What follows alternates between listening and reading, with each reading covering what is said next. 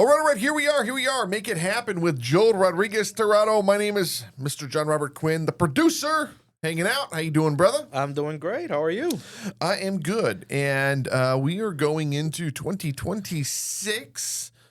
We have one more of these on the calendar for this month. It's the day after Christmas, so we don't know if we're going to end up recording it. So this might be the one of the year. Yeah. And let's talk about, you gave me a whole list of stuff you wanted to talk about, and then right before we started recording, how can we improve in 2026? And I'm like, that's what we should be talking about today. Let's go. Let's do it. That's, I think, the focus, because it's forward thinking. It takes our strengths and our weaknesses from this year and puts them into next year. And then, of course, we can talk about the other things, why MIH is what it is and so forth. We can talk about those things. But let's look at what we did right in 2025, what our projections are for 2026, and what we think we should be doing going into next year. So what were your strengths and weaknesses this year? I think my strengths this year was staying relatable, doing communities services, and going out into services, talking to enough individuals and families, but also spreading the financial education through personalities that came by, right? Through questions, people that were coming by. And I found a lot of success with just not the sales point. For me, my most successful thing this year was when I shifted into turning it into an education and just giving you a rundown of financial health, right? Because people just see financial services, or they don't want to talk about their financial needs. But when you bring it up into how's your financial health doing, I got a lot more traction. A lot of people were more intrigued into knowing about the business. And even if they didn't turn into sales, which is okay, I'm okay with that. I was happy enough that I was able to educate that and give that information over, because they did turn into something good in a few months, or maybe a week, or maybe I got a call 6 months, right? I got a guy who called me on that type of conversation 6 months later. He was ready. He's like, Joel, I've been thinking about it, and I'm grateful that you came to my home. You had the conversation with me and my wife.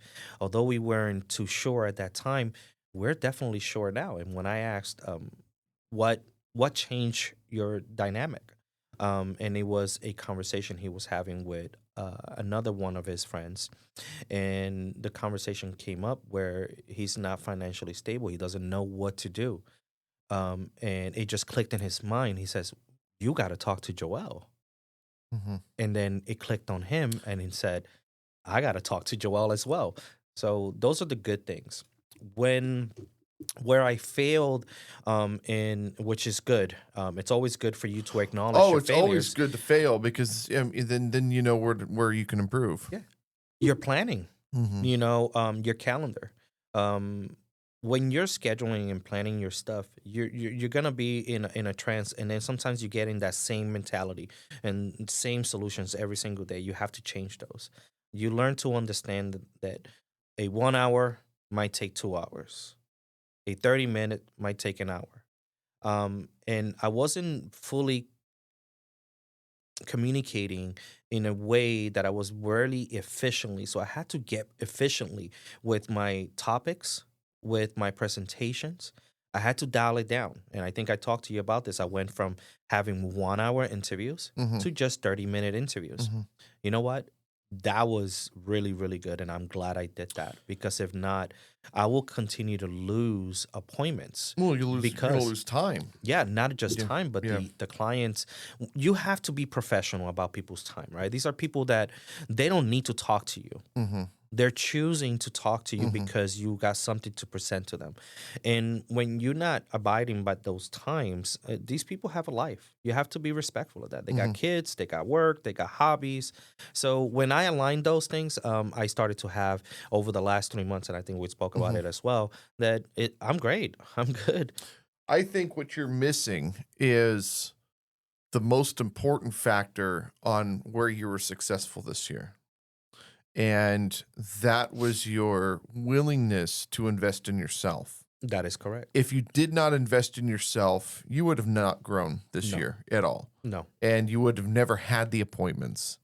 You saw an opportunity with a brand new magazine floating around town and, Impact and Influence, my magazine, and you reached out and you didn't have to. Most people won't. In fact, 95%, 98% of those people will never reach out because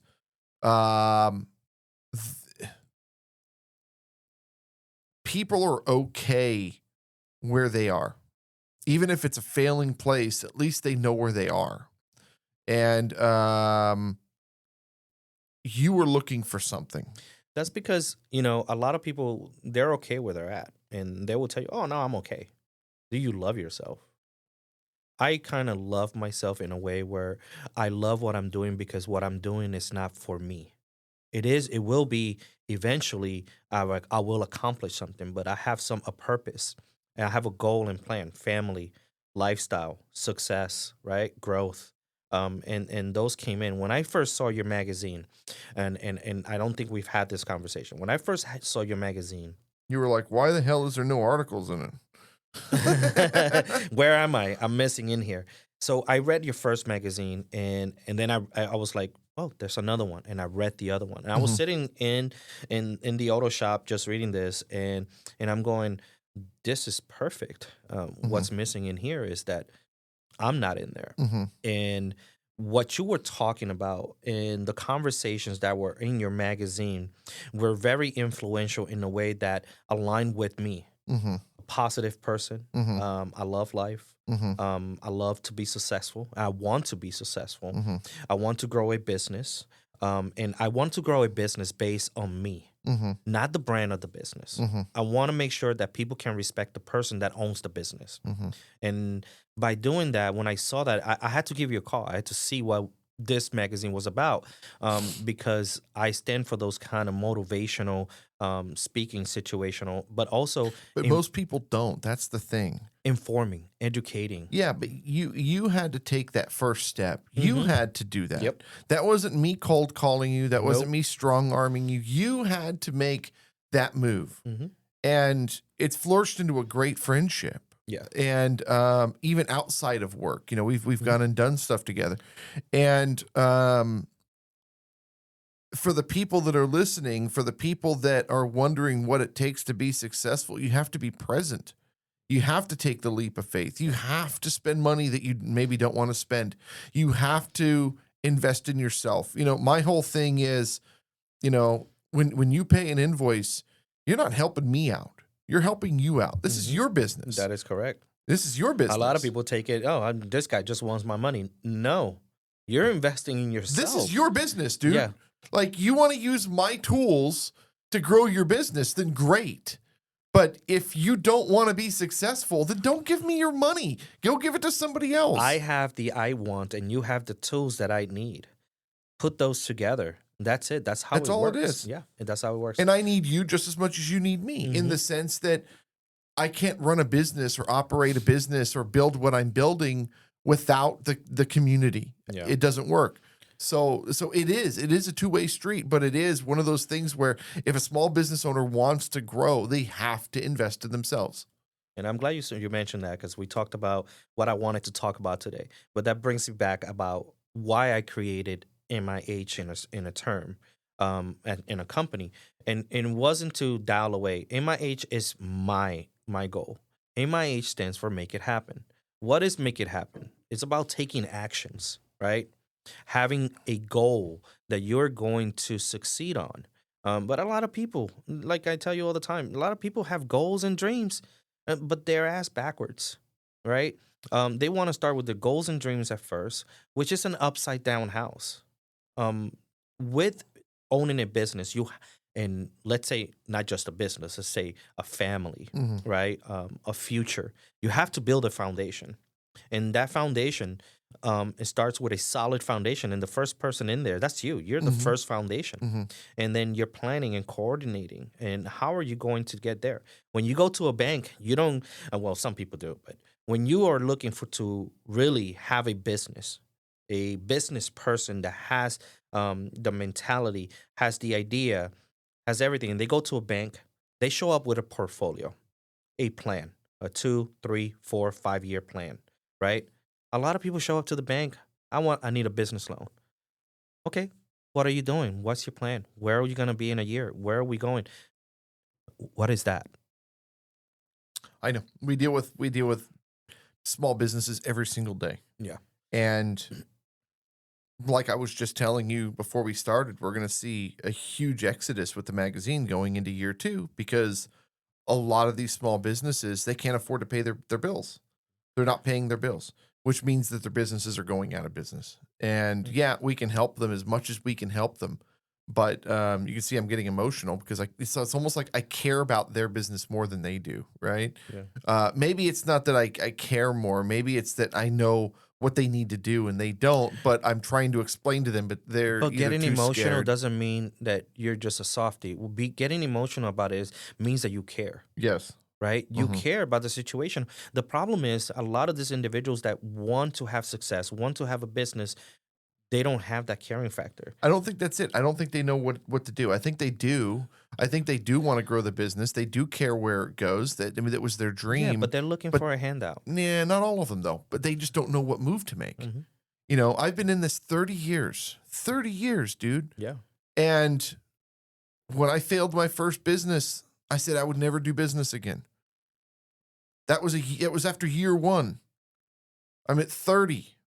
You know, and the point is I could start a business tonight. You've seen how quick I put stuff up, and I could tear something else down. You've seen how quick I drop ideas and go on to the next one. Go on to the next one. And it's like second nature for me now. But that's just experience. But these small businesses that are out there that are trying to grow in this economy, you know, and they've got mortgage payments and the whole bit, and they're trying to figure out how to feed their families and have car payments, and their insurance premiums keep going up, and they're just trying to figure out how to maneuver.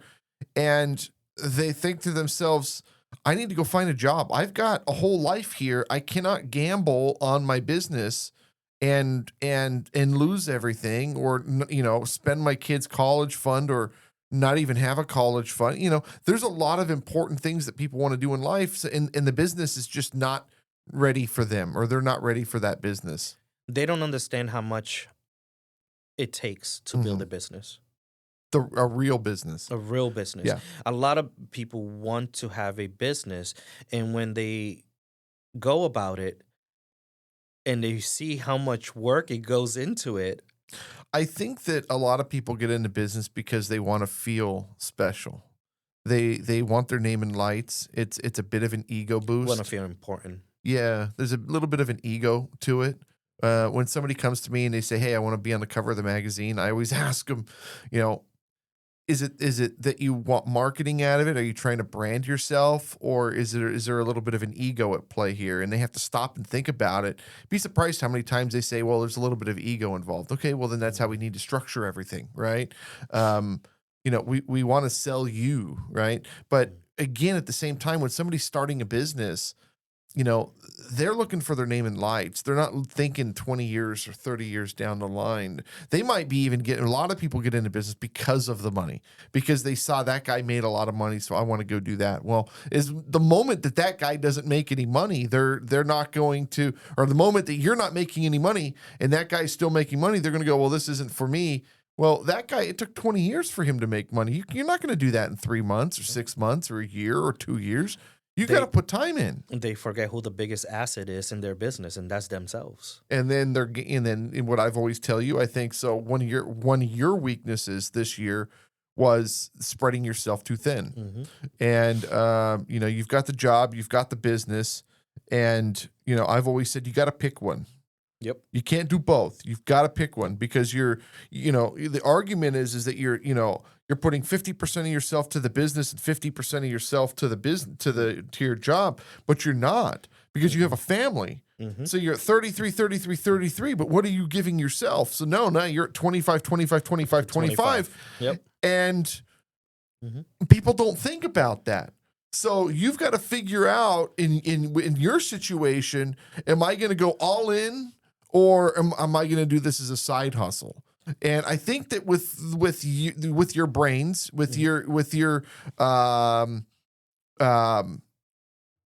at the level that you think, I think that you've got a really good chance at saying, okay, goodbye, Mr. Job. I'm going to focus on the business. On the business side. But Because it does. It takes a lot. But it's a gamble. It is. Because you have liabilities. I have a gamble, and I think that the liabilities is what keeps me from taking that extra step. Oh, yes. But it's not a concern, but an actual fact that I'm leaning more to branching out and going the full road and saying, you know what, I'm going to focus on my business now. I worked in this industry over 20 years. I'm ready to encompass something that I can build on my own and be that person, right? Help my business grow in a sense that I can get out there and start having a little bit more freedom of time, like you mentioned, family, right? Being able to do that, be there for them. You want to be, you're driving around as Mr. CEO, and you want to be.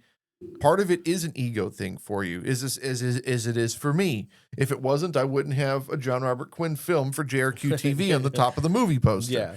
Yeah. There's a little bit of an ego there, right? Mm-hmm. So when you built this business, you could have said, okay, I'm going to go side hustle. I'm just going to do it. And if it grows, it grows. And I'm just going to focus on my stuff. Mm-hmm. But no, you went and got the license plates and built your office, and you've really gone all in. You've invested in the magazine. You've got your radio show. You've got a beautiful website. You've written a couple of books. You're doing what you need to do to grow the business. But this is where you have to think about, maybe not in 26, maybe it's in 27, maybe it's in 28, but you have to take that leap of faith. Yep. You have to do that. Yep. Or it's never going to happen. No, I know that. And when I don't know if I've ever told you this story. Maybe I have. Maybe it was on the last episode. But when I wanted to be in the music business, I was working at Office Max, and I had a job and a car payment and insurance and other bills, family bills.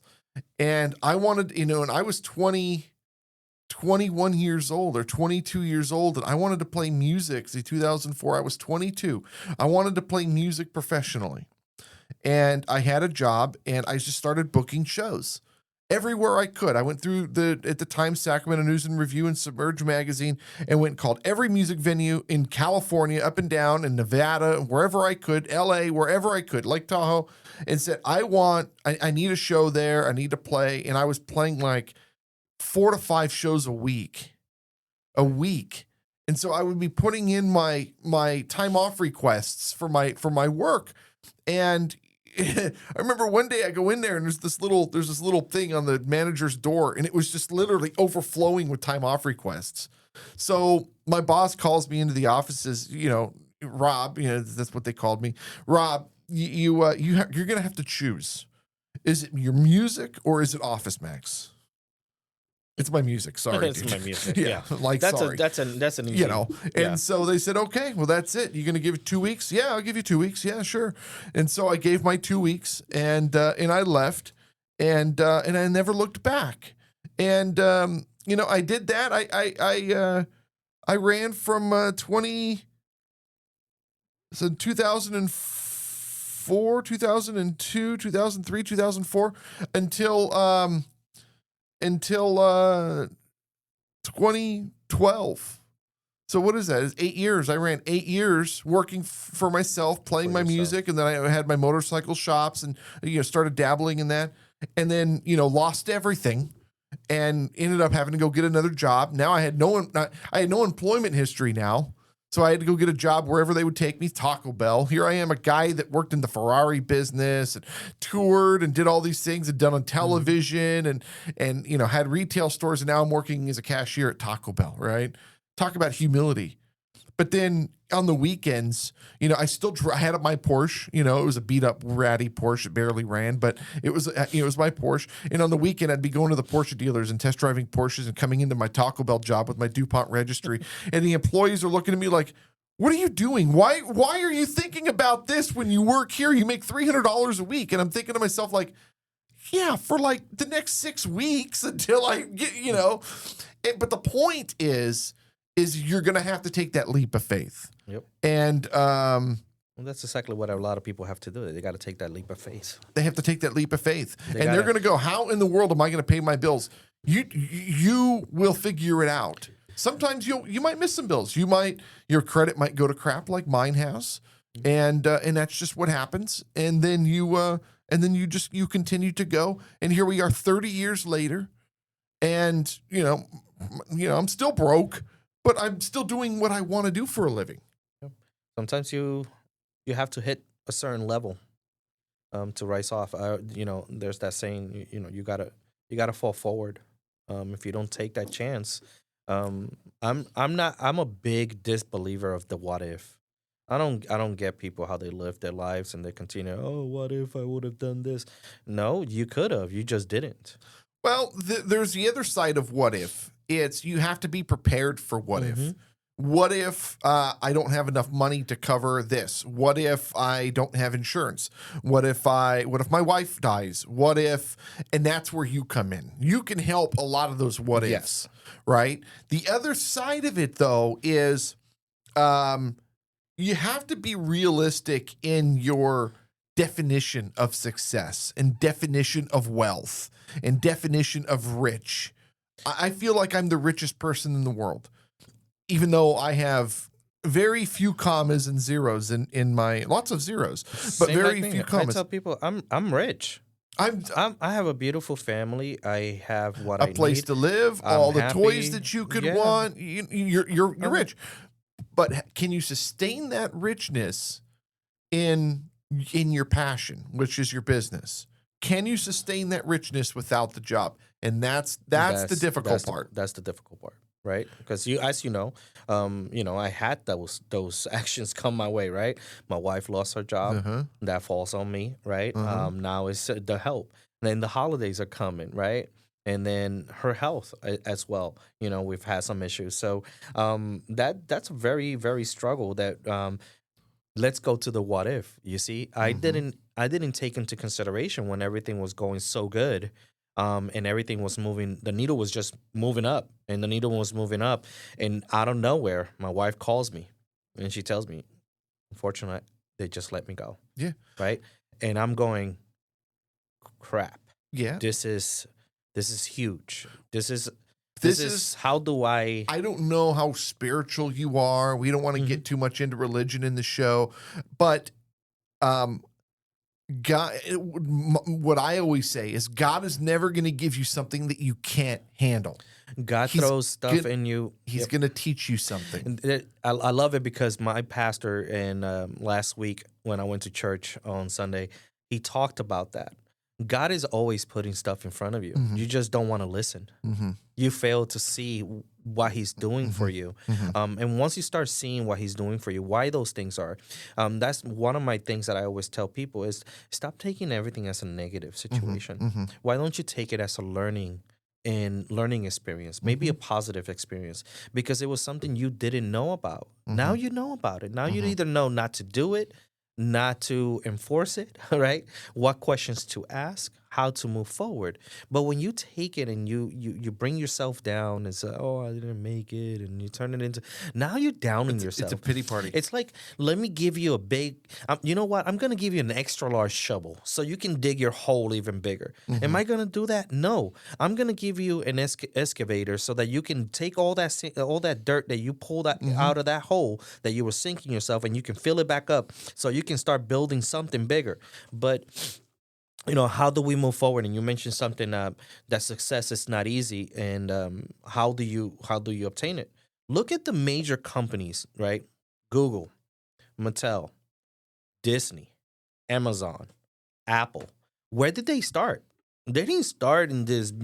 I mean, if you look at the buildings that they right now have, it's amazing. I know. But if you look back in 1960s to the 1970s, 1980s, when Mattel, Mattel was building, Apple was building, even Amazon was building. Mark Zuckerberg with Facebook, how he was building. It started in the garages. I know.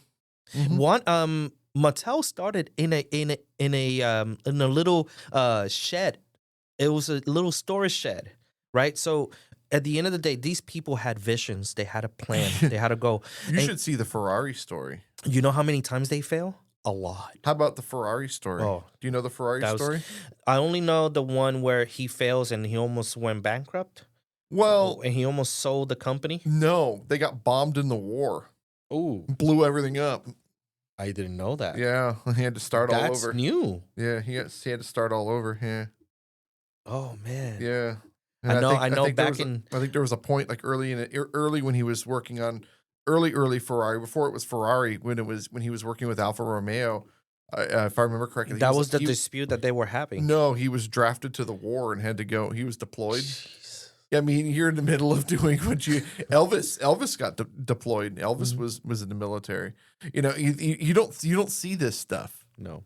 You know, But look at these companies. look at the now. legacies. Amazon. Yeah, Huge, Yeah. right? Uh-huh. He understood the differences, and he created a brand and a company that can sustain and give communities, families, individuals a better chance of obtaining Did items. you see?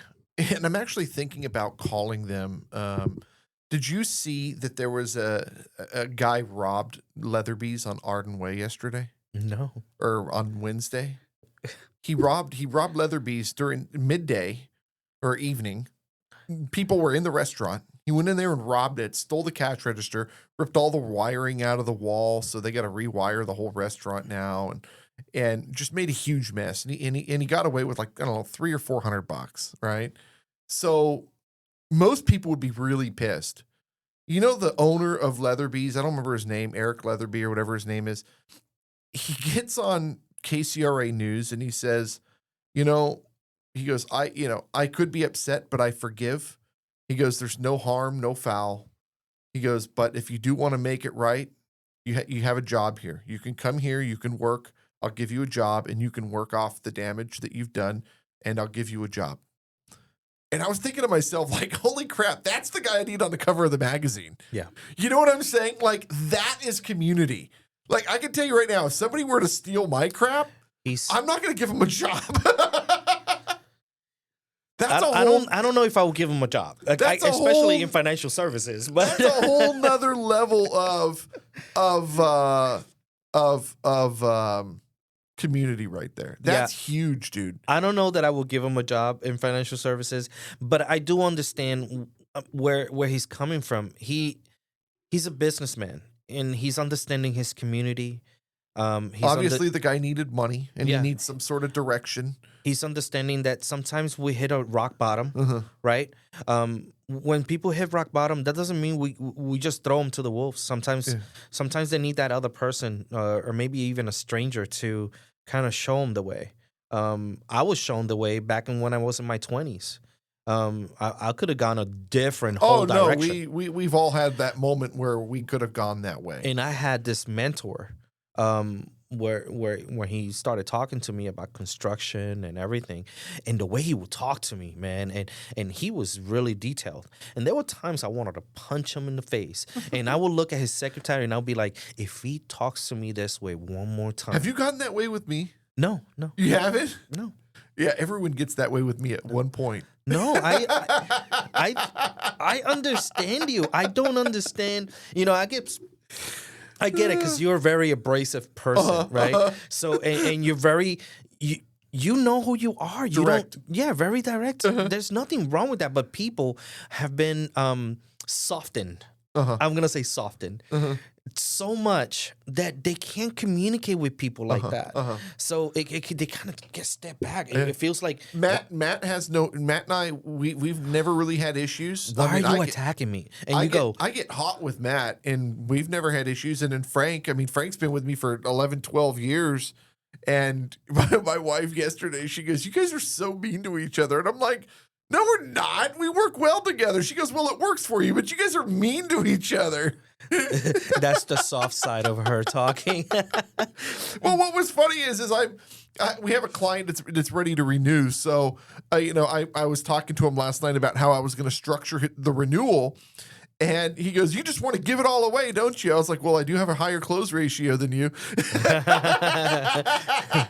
He was like, oh, you got me on that one. So No, that's a really funny. good thing. He understood the community. He understood the people.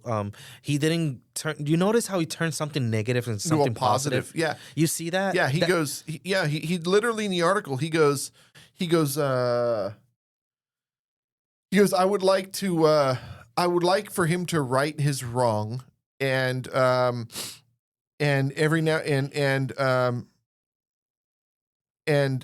maybe I don't remember if he said mentor, but guide him, give him the guidance he needs, and then he'll have a job. He'll have a job, and we can, turn him into a productive member of society. And I was just thinking to myself, like, that's not his job to do that. He needs to just run his restaurant. Yeah. But that is what community is. And obviously, if the guy wasn't down on his luck and desperate, then he wouldn't have done what he did. We're living in it wasn't violence. He just went in there and ripped the cash register out of the wall. And took off. We're living in a times that we have to learn to shift our focus to better fit our lifestyles and what we do in life, but also making sure that we have a prosperous future. We're worried about tomorrow, but we're not worried about what 5-10 years from now is going to look like. And we have to make the right decision so that when we reach that 5-year mark down the road, 10-year mark down the road, we can have success and look back and be okay with what we have done. But a lot of people are just living their life on a daily basis. So talk to me about what MIH does, because we're starting to get up there on the time clock here. What MIH does? Well, it's about taking actions, making it happen. And what MIH does is we get together with families, individuals. We talk about financial health and the wellness. What does that take? Like just yesterday, it took me about 2 hours to do a complimentary FNA. And the lady didn't know what an FNA is. It's a financial needs analysis. And what it does for families is it helps identify where their troubles are, right? Where the debt goes. And then how their future can look with certain different products. A lot of times people just invest, and they invest with closed minds, right? They don't know what they're doing. They see a company or they see a stock that is doing well, and they like it and they invest. Never put all your eggs in one basket. You have to learn to diversify yourself. And you're not going to do that on your own. You're going to do that with a person like me. Right? Through MIH. We're going to educate you. We're going to give you all the products. And at the end of the day, you're going to be happy because you're going to see how that's going to not just benefit you. It's going to benefit either your business, it's going to benefit your family, and then it's also going to benefit your family's family, right? That's the way to look into your life and see where can we get together. If financial services was a educational part of elementary and high school, we will have so many more successful people. But we don't want successful people. That's the thing, right? We don't want successful people. The first thing that we're taught is to stand in line, and then we're taught to follow the leader. For the job. Yeah. Well, we got to Shut learn up, to be. sit down, do what you're told to do, and that's what we're taught. I want to empower people to understand that they do not have to be an employee anymore. They can be their own entrepreneur business. There's many businesses out there you can start right now, and you can start making money. But are you going to put in the time necessary to do it? That's money is easy. Money is really easy. I think the hardest part of money, the hardest part of money is people. But, to create a business is not hard to do. Getting people convinced that they need you and for them to part with that money, I think is the hardest part. Yep. You know why? Time is the most disposable currency you have in your life. and you dispose of that time like it's nothing. Oh yeah. You brought it up yesterday. You said, sometimes I find myself on my phone and my phone distracts me and social media and this and that, and I get it, and I get it from. It's not even the phone and the social media in the time part that's the problem. It's just distraction. It's the garbage. Yeah, the distraction. It's what you're feeding your brain. It's just garbage. So and there's just nothing positive. So I was having a conversation with my wife, and I was like, she's like, "You're always on your phone." It's like, every time you've asked me, what am I doing? I show you. And I say, you see what is on there? I'm working on something, right? I'm reading a book, or I'm reading an email correspondence, or I'm maybe working on something. I'm always showing her. I said, you got to understand that these now are not phones. This is a computer with a SIM card, right? So you have all your work in one place. Yeah. Now, are you going to use it to be proactive, or are you going to use it to disturb your production? That's why I want to build the phone that I want to build. Yeah. And seriously, because I think that the way this is garbage. This is like McDonald's of information. And what we really need is we need remember Fresh Choice? We need the fresh choice of information. We need salads. And the phone that I'm looking at building is basically that. We should have a podcast on that. On what? On what you're building. Oh, my new phone? Yeah. Opera Q. Opera Q. Opera Q. Well, All yeah, right. that's what Make It Happen is about. I think at the end of the day, we're going to bring that success onto 2026. I'm going to be implementing some more actions into the business. Be more involved with the communities. I already got some involvements with the sheriff's department. So me and Coach David Santos will be going to the sheriff's department and talking to those members in there. We're also going to be integrating more events like community events, right? Talking about financial services at libraries, and just moving around, even churches too. People think that church don't talk about finances. Did you know most of the stuff in the Bible also talks about finances and how to better your life? But people don't read on it. So most of the times people think it's all about preaching. It's not about preaching. It's about elevating lessons. you. It's all lessons. Yes. So thank you.